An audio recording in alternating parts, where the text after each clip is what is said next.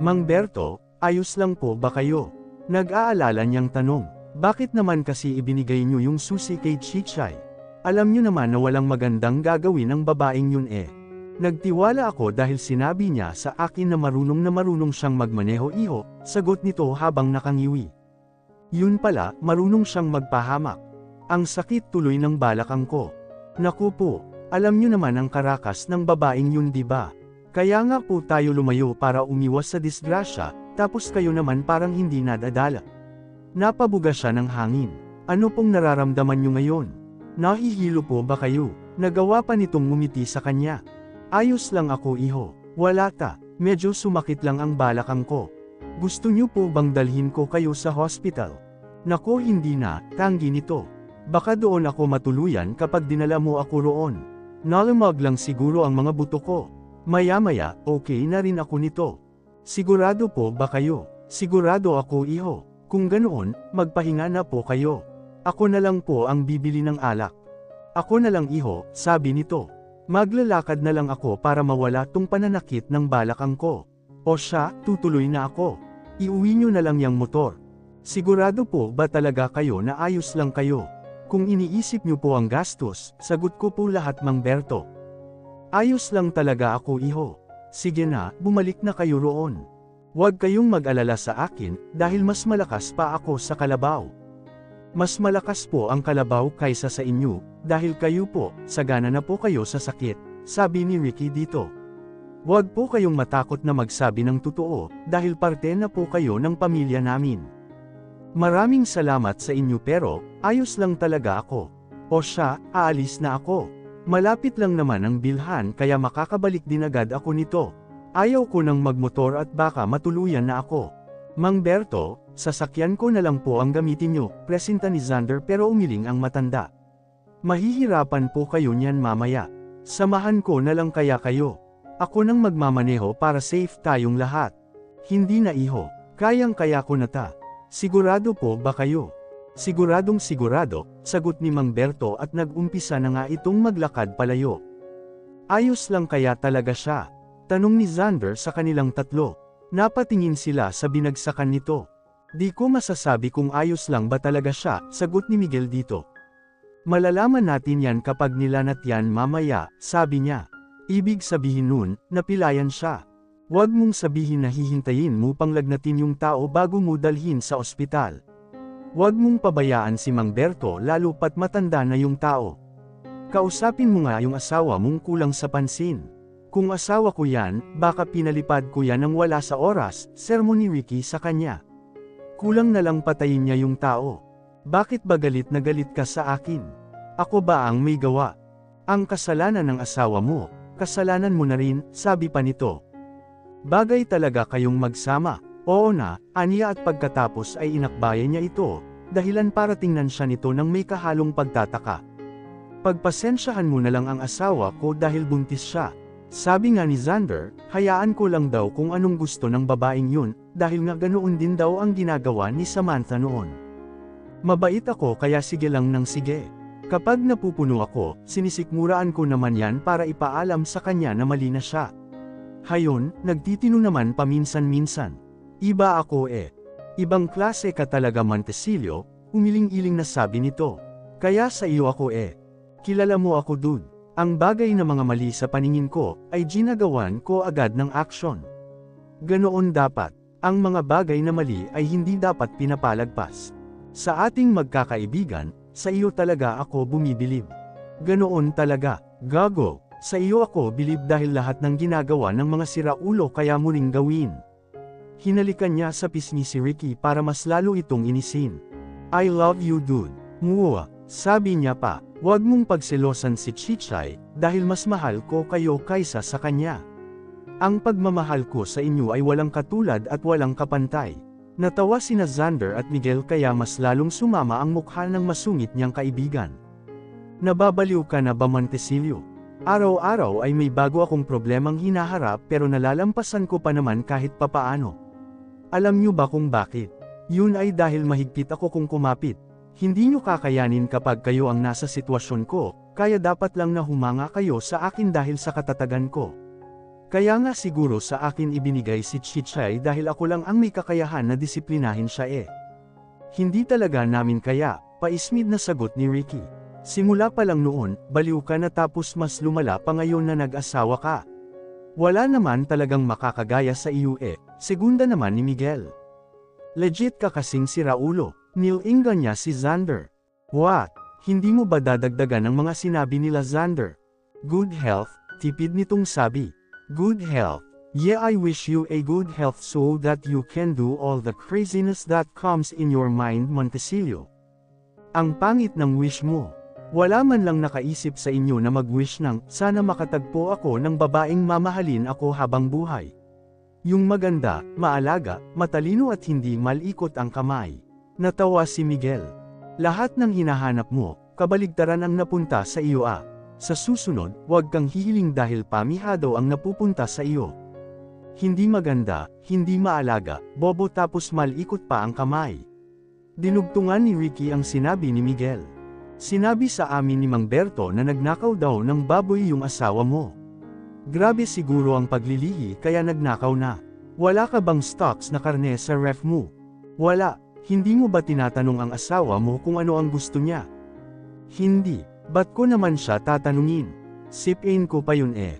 Ang totoo niyan, inis na inis ako sa pagmumukha niyan.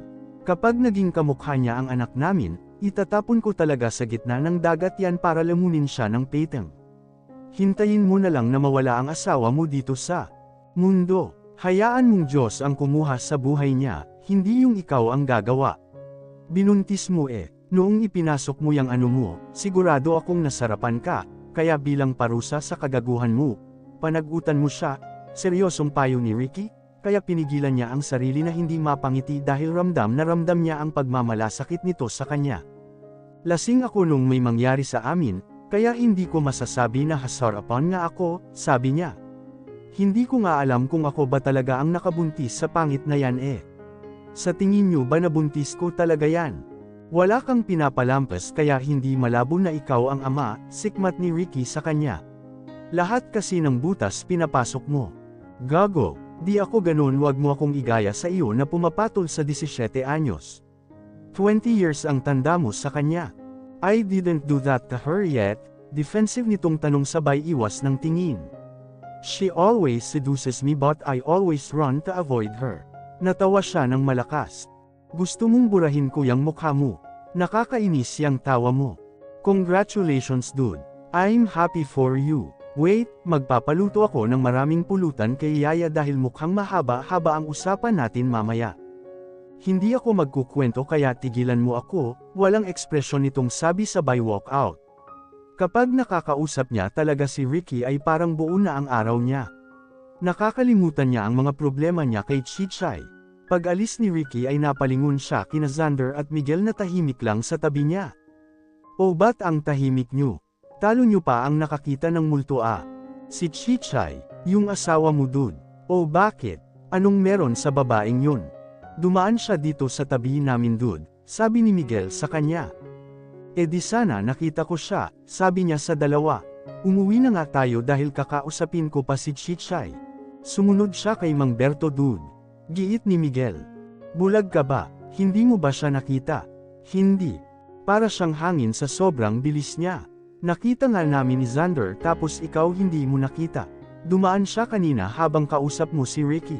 Montecillo, dumaan talaga siya sa harap namin, seryosong sabi rin ni Xander. Hindi ko alam kung bakit hindi mo siya nakita, pero sinisiguro ko sa iyo na nakita talaga namin siya. Ang bilis niya sobra. Malalaman ko yan pag uwi natin. Dal iyan nyo, umuwi na tayo para masiguro natin na siya ang nakita nyo. Habang naglalakad sila pabalik sa bahay niya ay palinga-linga ang dalawa na akala mo nawawala. Sigurado akong si Chichay ang nakita namin ni Xander, paulit-ulit na sabi ni Miguel. Nakasuot siya ng itim na damit, itim na pantalon at itim na sapatos. Napahinto siya sa paglalakad, baka babaeng kapra ang nakita niyong dalawa. Hindi naman malabo yun lalo pat mapuno rito. May babae bang kapra? Tak-ang tanong ni Xander. Ewan ko sa inyo, kayo ang nakakita eh. Sampilan kaya kita ng tsinelas. Hinubad ni Miguel ang suot nitong tsinelas. Gusto mo ba ha? Maniniwala ka ba o hindi? Bakit mo ba ako pinipilit na maniwala? Hindi ko nakita kung ano man ang nakita nyo kaya hindi ako basta-basta maniniwala. At saka, nakita nyo naman na pinauwi ko na siya, diba? Hindi ko alam kung ba't tanga ka eh. Paano mo nga makikita, kausap mo si Ricky. Nag-iisip ka ba o hindi? Dumaan nga siya kanina. Naiintindihan mo ba? Dumaan siya. Tuluyan na siya nitong hinampas ng tsinelas sabay carry pa ito ng takbo kaya hinabol na lang niya ito ng masamang tingin. Yaya Pasita, si Chichay po. Tanong niya agad sa yaya niya pagdating nila sa bahay niya. Nasaan po siya? Nasa banyo. Nasa banyo. Sigurado po ba kayo yaya? Nakita niyo po ba siyang pumasok sa loob ng banyo? Sunod-sunod na tanong ni Miguel. Paano nangyari yun yaya? Bakit? Ano ba ang nangyari? Palihim niyang hinatak ang damit ni Miguel para tumigil ito sa tanong sa yaya niya. May problema ba? Wala po yaya, sagot niya. Si Miguel kasi, gusto niya raw pong tanungin si Chichay kung gusto raw ba nitong maging abay sa kasal ni Ate Trina. Abay oo naman, papayag yun kahit hindi mo na siya tanungin. Kailan ba ang kasal ni Trina? Sa 2030 pa naman po yaya, sagot niya. Sigurado kasing aawayin si Miguel ng kapatid nito, kapag nalaman nito na kumuha si Miguel ng baliw na abay. Depanggal kayo, 6 na taon pa pala mula ngayon. Mariosep, doon nga muna kayo sa labas at naiistorbo nyo ako sa ginagawa ko. Pambihirang mga batang to oo, mga abnormal. Gago ka kasi bakit kasi tinanong mo pa si Yaya Pasita? Malamang, kadikit niya lagi yun kaya alam niya kung saan naglalagi ang babaeng yun. Tara, puntahan natin si Chichay para malaman natin kung totoo nga na siya ang nakita ninyo. Niyaya niya ang dalawa papunta sa kwarto na tinutulugan ni Yaya Pasita at Chichay. Hindi pa man sila nakakarating ng tuluyan sa kwarto ng mga ito, nang marinig nila ang boses palaka nito habang kumakanta, kaya hindi na sila tumuloy dahil ang sakit sa tainga ng boses nito. Hinarap niya ang dalawa habang nakataas ang kilay niya. Sino yung baliw na kumakanta sa loob kung si Chichay nga ang nakita nyo kanina? Dude, maniwala ka sa amin. Si Chichay talaga ang nakita namin. Sabi ni Miguel. Bakit hindi natin siya pasukin sa loob ng banyo para masiguro natin na siya nga yan? Sure ako na hindi siya yan dude. Sino nga yung nasa loob? Kakambal niya. We're sure that the person we saw earlier was Chichay Montesillo, kunot noon na sabi ni Xander. Hindi kami bulag, kaya alam namin na siya talaga ang dumaan sa harap namin. Wala kasing CCTV sa banda roon, kaya hindi namin mapatunayan sa iyo na totoo ang sinasabi namin. Sa sobrang bilis ng pangyayari hindi ko siya nakuna ng video kanina. Lasing na ba kayong dalawa? Tanong niya dahil kung ano-ano na ang nakikita ng dalawa niyang kaibigan. Inom pa kasi kayo ng inom tapos hindi nyo naman pala kaya. Pagbalik nilang tatlo sa lugar na pinag-iinyuman nila kanina ay nadatna nila roon si Mang Berto na putok ang labi, noo, pisngi at tainga. Ang mga beer in can na dala nito ay yupi na rin ang iba. Iho, heto na ang alak nyo, nanghihina nitong sabi. Pasensya na kung natagalan ako ng kaunti. Mang Berto, ano pong nangyari sa inyo? Nag-aalala niyang tanong sa matanda at mabilis itong nilapitan. Anong nangyari sa iyo Berto? Tanong ng yaya niya nang sumulpot ito bigla sa harapan nila. Napagbintangan ka bang nagnakaw? Abay, daig mo pa ang nagulpi ng taong bayan Mang Berto, bakit puro po sugat yang mukha nyo? Sino po ang gumawa niyan? Tanong ni Miguel na animoy gustong roomsback sa mga taong nanakit kay Mang Berto. Berto, may nakasagupa ka bang gangster sa labas? Napatingin silang lahat sa yaya niya. Gangster yaya, may gangster ba rito sa gubat? Iyon ang pumasok sa isip ko Tingnan mo kasi ang hitsura ni Berto, mukha talaga ang pinuntirya. Maya-maya pa ay namilog ang mga mata ng yaya niya. Huwag mong sabihin na hinabol ka ng aso. Mas malala pa sa aso ang humabol sa akin Pasita. Sagot ni Mang Berto dito. Nakaligtas nga ito sa pagtalon nito kanina mula sa motor tapos sa pagbili pala ng alak ito madadali. Malala pa sa aso. Ano ba ang humabol sa iyo na malala pa sa aso? Di tao, mga masasamang tao, mabuti na lang talaga at may tumulong sa akin dahil kung hindi, ay baka hindi nyo na ako makilala. Mga Depanggal sila. Sino po ang gumawa sa iyo niyan Mang Berto? Nakilala nyo po ba? Umiling ang matanda. Oo iho, nakilala ko sila. Pero mas grabe ang tinamo nila kaysa sa akin, sabi nito. Mas kawawa ang hitsura kumpara sa akin kaya kung balak mong gumanti, wag na lang. Natawa ng malakas ang yaya niya kaya napatingin silang lahat dito. Yun o, astig pala tong si Berto eh. Ilan katao ba ang gumawa sa iyo niyan? 5 sila, 5 sila tapos ikaw mag-isa lang tapos mas malala ang tinamo nila kumpara sa iyo. Ano ba ang mga nakalaban mo? Normal ba sila o may mga kapansanan? Yaya ano ba namang tanong yan? Sito niya, napahamak na nga itong tao tapos iniinsulto niyo pa.